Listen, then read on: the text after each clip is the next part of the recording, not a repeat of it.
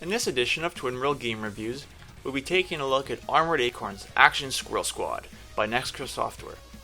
Now, Armored Acorns is an action arcade game where you play the role of one of four squirrels who are on a mission to save their forest friends from an evil cat that has taken them for use as an alternate energy source at its Evil Energy Corporation. Now, the game is made up of 14 stages. Stages vary from your fighting stages to bonus stages and vehicle stages. And so the game can be played 1 to 4 player local co-op. There is no online multiplayer in the game. And so you can invite some friends over and have fun pummeling all the enemies over and over again, trying to rack up the best score. The game does have unlockable concept art as well that you achieve by completing each of the various stages in the game. The artwork is actually pretty nice, pretty well done. Animations are pretty smooth. The music is really well done as well. I am enjoying the music to this game. Pretty upbeat and, wanting to keep you going for an arcade type game.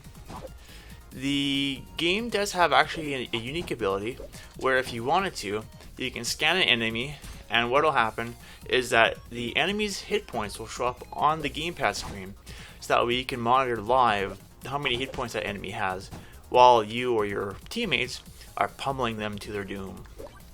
Some of the issues with the game, though, is there's random frame rate issues, and so as some levels load, there's a slight slowdown as enemies are coming onto the screen at times.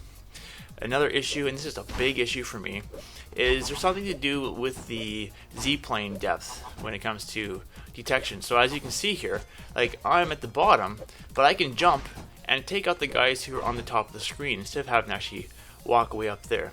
So that's a huge bug that needs to be looked at by the developers, because that is a game-breaking bug, I would say. Not where you can't beat the game, but the mechanics are just thrown out of whack because of the fact of different things that you can do in this game that you shouldn't be able to do.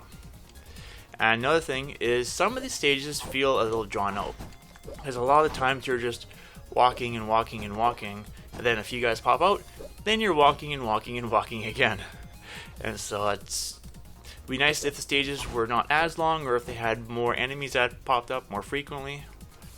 Another thing is the action doesn't feel as intense as the good old arcade games, where you had just swarms of enemies coming after you as you're making your way through each of the various challenging stages.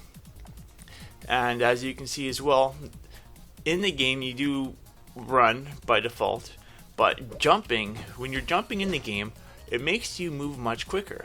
And so for me, that's a negative, because you should be able to either move by running or move by jumping and be able to move at the same speed.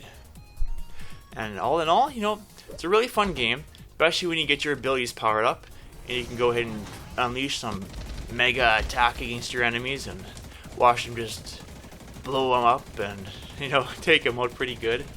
And when you get 4 people on this game on the screen at the same time unleashing all their abilities, man, you can unleash some real havoc against your enemies. But yeah, I would give this game a 6.5 out of 10, and that's it for this review.